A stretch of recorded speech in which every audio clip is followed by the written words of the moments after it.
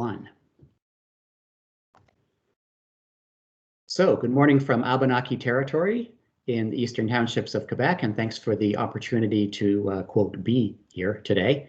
My topic is Cross Currents, Canadian Churches and Canadian Foreign Policy from 1970 to 2000. So old-fashioned to talk about churches, right? They're important for much of Canadian history, but many say swept away as a significant force, at least in foreign policy, by the 1960s. Well, if anyone studied or remembers the Gong Show, which ran from 1976 to 78, this is where I would ring the gong. No, I don't think churches were irrelevant to Canadian foreign policy in the 1970s, 80s, and 90s. I argue that they were very relevant. I've just finished marking first-year essays where the students had to put their thesis statement in bold type at the end of the first paragraph. So here's mine. Canada's mainline Christian churches organized ecumenical coalitions that for the last quarter of the 20th century were at the core of a counter-consensus in Canadian foreign policy. And this counter-consensus both opposed and influenced Canadian government policy. So yes, the years from the 1970s to the 90s saw the decline of churches in the daily lives of Canadians. But this is also the period in which church activism for social justice flowered. Church involvement in foreign affairs is, of course, nothing new. Thousands of Canadians served as missionaries, mostly in China, Taiwan, Japan, and Korea. And they really did have a sense of mission. One lesson from missionary work was the need for church union, ecumenical action, to use the formal term. This is one reason that the United Church of Canada was formed, in fact. Then, as Ruth Compton Brower argues, missions became development work.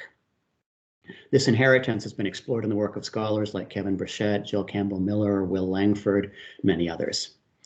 In the immediate post-war years, the United Church formed a committee on the churches and international affairs, which was increasingly critical of the government of Canada.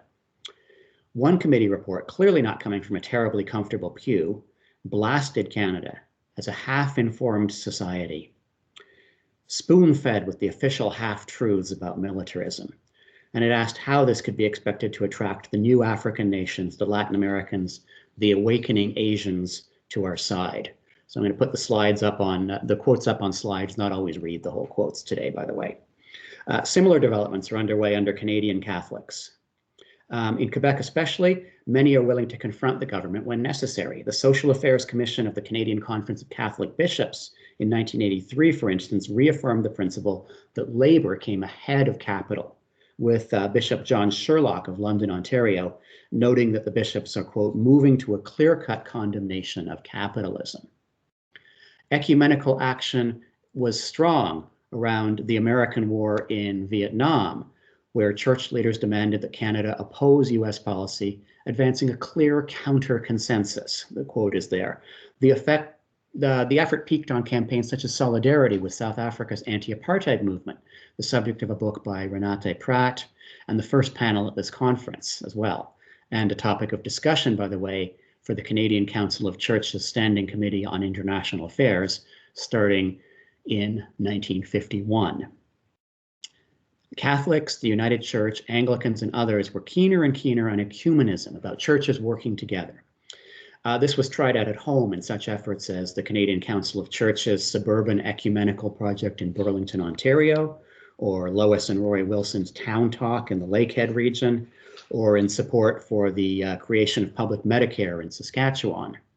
It was even more present in foreign policy. So after the 1970s, the mainline churches created a whole series of coalitions focused on specific global issues, such as 10 Days for World Development, or the Ecumenical Coalition for Economic Justice, nicknamed GATFLY. In effect, the churches began to advance an alternative foreign policy for Canada, to borrow the title of a book by Bonnie Green, Canadian Churches and Foreign Policy. The coalitions had in their heyday during the last quarter of the century, the in-between years of this conference. They had their peak during that period, right? But as church wealth declined in the 1990s, they shrank and finally merged into a new body called Kairos, which still exists. At their peak, they're a core aspect of what Cranford Pratt called the counter-consensus, a group of development organizations, human rights groups, and others offering an alternative foreign policy for Canada. The churches are crucial in the counter-consensus because they could provide large membership bases, money, respectability. Above all, they gave the counter-consensus groups, which are founded in shifting memberships and volunteer bases, an institutional support base.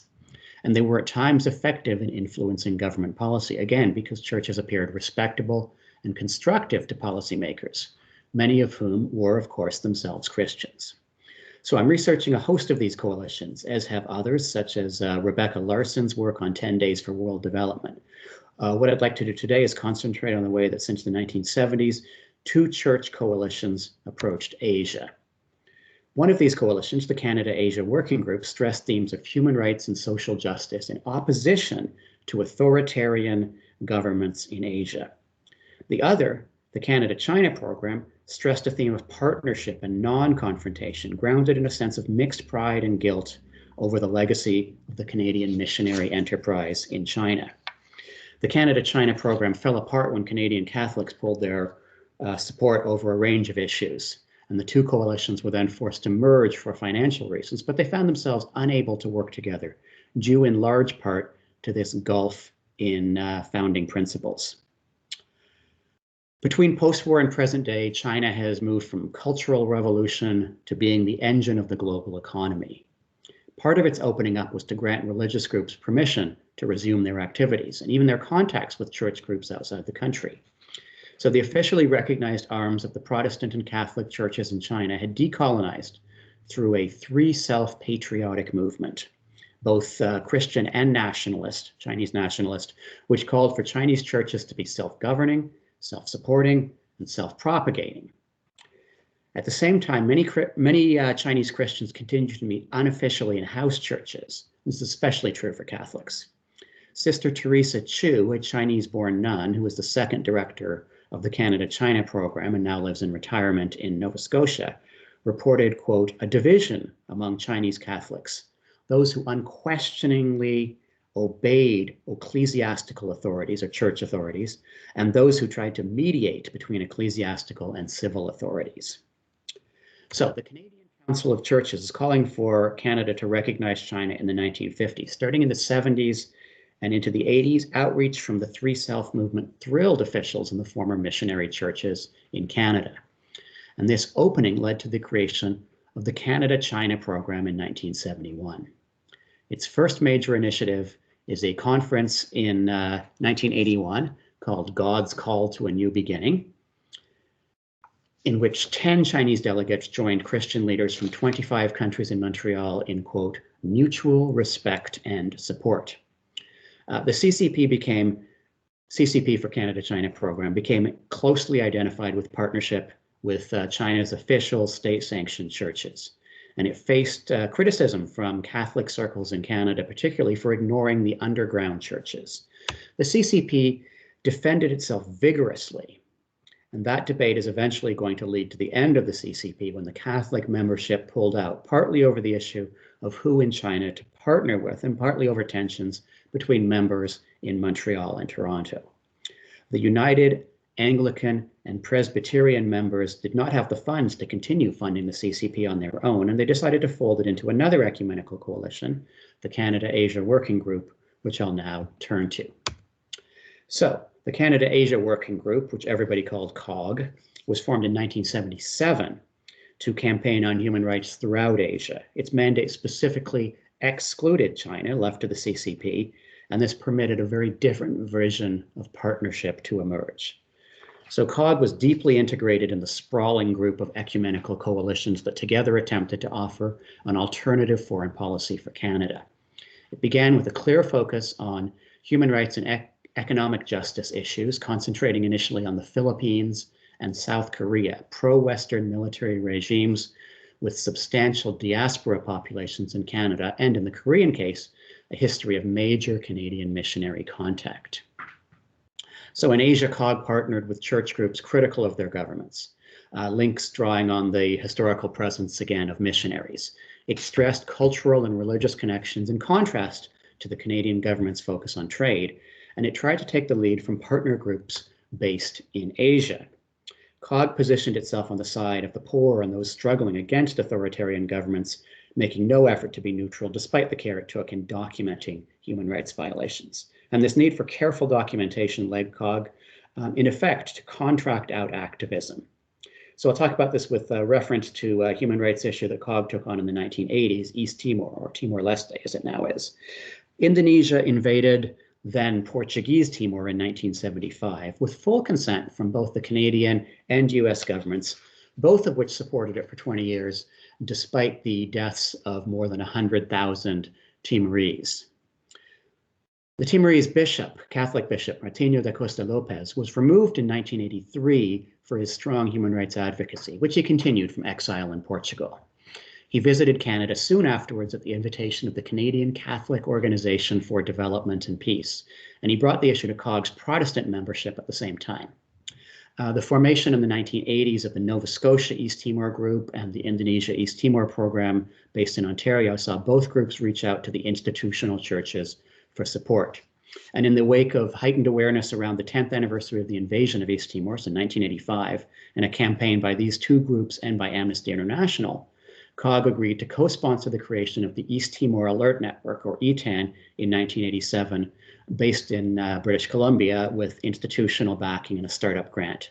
So this meant, for instance, sponsoring a trip by ETAN director Elaine Briere to testify at the United Nations Decolonization Commission. So while COG churned out well-documented research and lobbying, ETAN took on the disruptor role. As Elaine Briere reported to COG director Derek Evans after her first trip, this is a quote, "The hearings went very well.